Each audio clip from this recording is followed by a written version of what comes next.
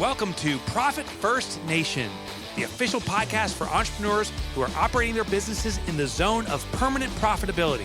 I'm Mike Michalowicz, the author of Profit First, and now here's your Profit First Nation guide, Danielle Mulvey.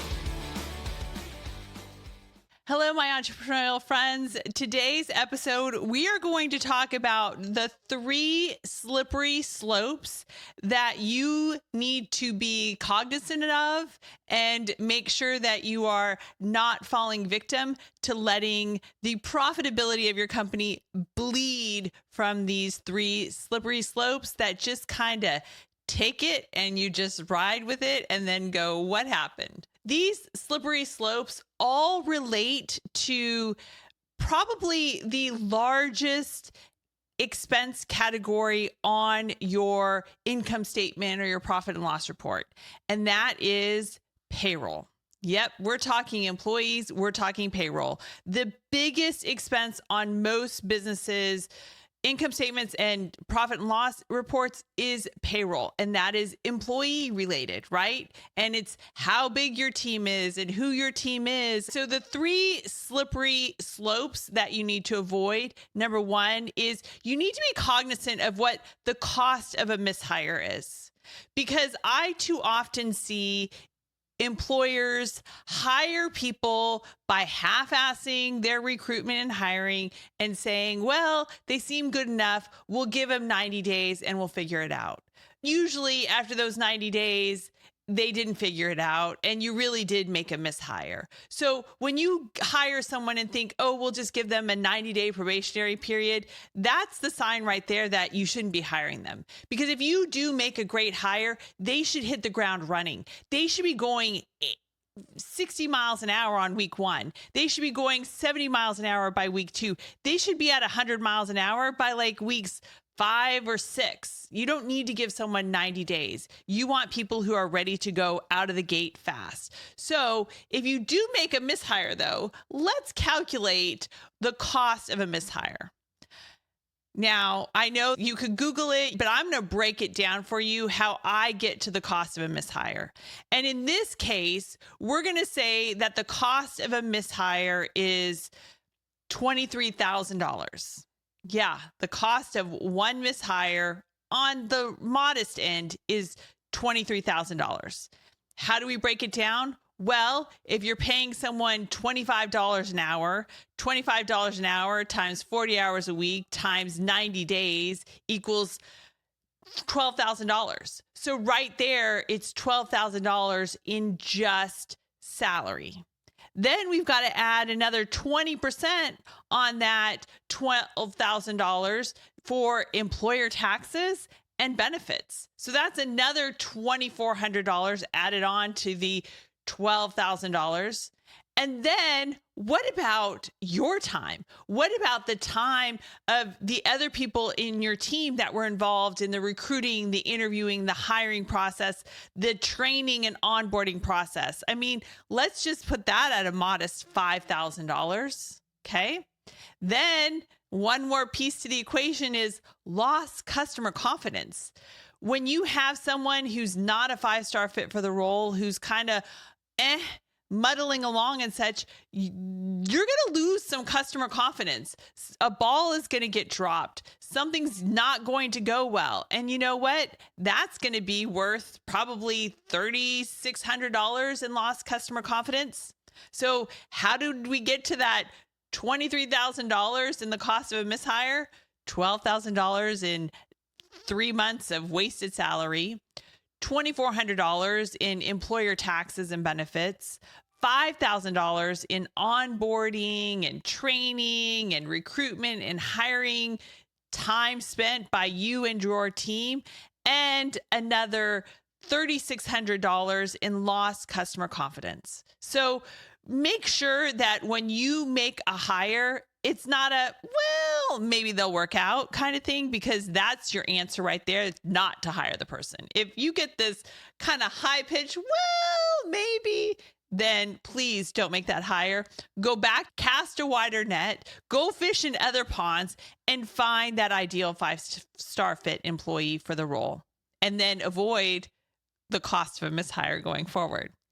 The second slippery slope that you need to avoid is existing employee entitlement. So when you made your first hires and they've stuck with you through getting to the first million, getting to the next 2 million, maybe to 3 million, that's great. And that's nice. And they have worn many hats. They've done lots of things. But if you're trying to take a company from $1, $2, $3 million to $10 million. Well, my friends, the people that got you to $1, $2, and $3 million are probably not the people who can get you to $10 million. Because these people that started with you don't necessarily have the experience. You guys have figured it out while you were figuring it out. And that works and that's fine.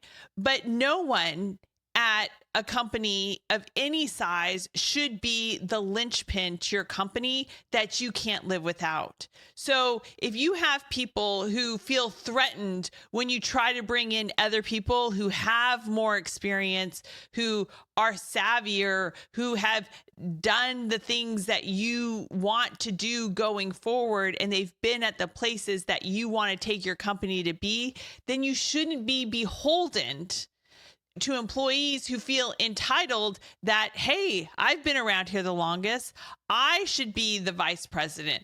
I should be the chief operating officer. I should be the one in charge because I was around here from the beginning. That right there is a recipe to just kind of be stuck where you are. Because that person, again, doesn't have the knowledge, the experience, the been there, done that you need to get to that next level. Because if they did, why are you stuck at $1, $2, or $3 million, right? Loyalty is good, but just because someone has a job with you doesn't mean that they should be a lifer in your organization.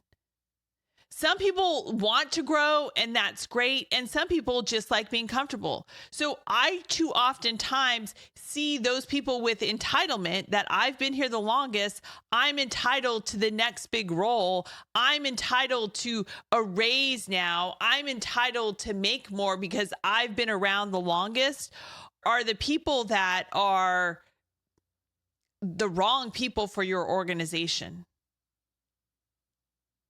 And I oftentimes see people that try to be the linchpin and have the sense of entitlement, try to like close in on everything and say, I got this. Don't worry about this. I got this. And if you have an employee who is like, I got this, and is wanting no one involved and even you out of it, and their hands are up, and then when you talk about bringing someone else in, they get really sort of desperate seeming and panicked of like, hey, no, I'm capable. I got this.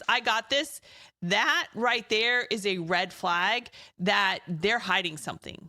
And if you bring someone else in, they're threatened and feeling like they could be found out. No one in any organization should be the one that you are wholly dependent upon.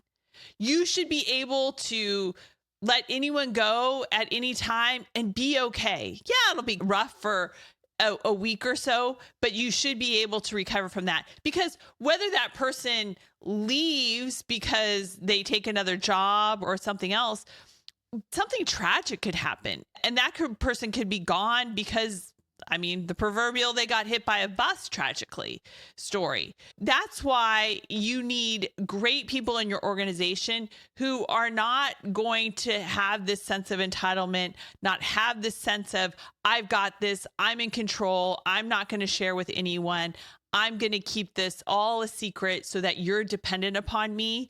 That right there, again, huge red flag that is going to cost you the ability to scale, to grow, and might be costing you some other things like possibly embezzlement or other waste, fraud, and abuse in your organization.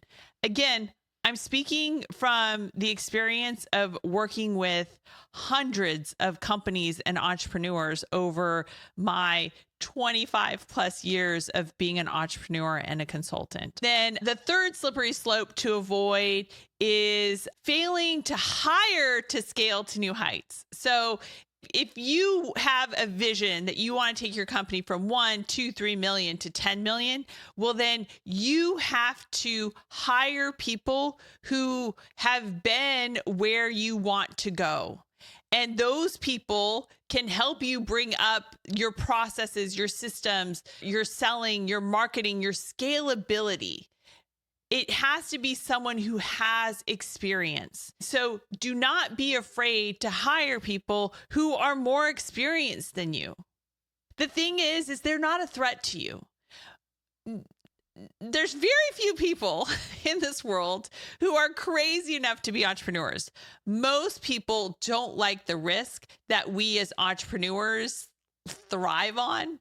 So the people that you hire, as long as they've never had their own business, they're fine. They're never going to be a threat to you. They're not going to want to start their own business at the age of 40 or 50. So make sure that you are really going after people who have that experience and that knowledge of where you want to take your business. And the plus side of hiring someone who's experienced like that, working for your smaller organization, is you're going to be a delight of an employer. There's going to be less bureaucracy in your organization. You're not going to be this corporate behemoth that has, kind of held them back to certain degrees. Things will move a lot faster in your smaller, nimble organization. And that is an attraction factor to people who are just kind of sick of the corporate games and the politics and the bureaucracy. So don't be afraid and don't think that you can't hire someone who comes from a larger organization and has the experience of where you want to take your organization. So how do you fix and avoid these slippery slopes when it comes to hiring and building your team to take your organization to that next level? It takes getting really clear on what you want and what you need for the organization and how people are spending their time, right? Because again, every payroll dollar should be producing a return on that investment of what you're paying someone in terms of their salary. So we say that payroll should produce a 3.5x return on salary. So if you're paying someone $50,000 per year, they should be having $175,000 positive impact on revenue. Okay, that's 3.5x $50,000 in salary. And that $175,000 positive impact on payroll, you should know exactly what they need to be doing to hit that. What I like to do when I'm considering a new role or I'm working with someone who's adding a new role to their organization or making a new hire is, hey, let's look at what their week should look like. Let's look at what their month should look like. Are there things that need to happen in the quarter? Get out a calendar with time blocks for the day and really block out what you envision them spending their actual time on that you're paying them per hour to spend on, and really get it dialed in of how they should be spending their days and what needs to get done that drives that positive impact on revenue. Then from there, you're going to see really clearly when you map out someone's ideal week of how they should be spending their time. Hey, it kind of boils down to these 3 to 5 key responsibilities. Great. 75% of what your employees are doing should be in the 3 to 5 key responsibilities of their role.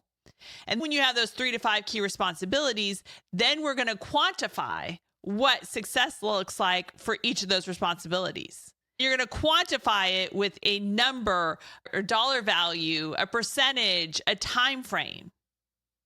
So, for example, with my team of claims adjudicators, when they're processing long-term care claims to either pay or deny a claim, they need to produce 98% financial accuracy and they need to process on average 42 claims per day. I've quantified with numbers and percentages what success looks like when they are adjudicating and processing long-term care claims. And when you give those success metrics to each responsibility, here's the best part. Your employees in those roles that are quantified with success metrics can manage themselves. Everyone is on the same page of what success looks like. And so they can manage themselves. They can know, hey, did I hit 42 today? Oh, darn, I hit 40. That means I'm below my average that I need to be. I kind of need to squeeze out maybe 44 tomorrow to get back to 42. 5-star employees are savvy. They're smart. They're driven. They are made for the role. They are perfectly suited. They are ideal fits for the role. And when they know what's expected of them and how they should spend their time and what numbers they need to hit, they'll hit them. And if you've got someone who's not hitting it, well, then you're on that slippery slope there, my friend. You've made a mishire. You've got someone who feels entitled. You've got someone who is just not getting it and not a right fit. So, the challenge to you is fix this. Let's make sure that you are building a team that scales and grows with your organization, and you've got this. So if you would like to get the resources associated with today's episode, then please visit profitfirstnation.com and click on resources. And if you'd like to connect with a Profit First professional bookkeeper, accountant, or coach, again, go to profitfirstnation.com and click on contact. Cheers to another profitable day, my entrepreneurial friends.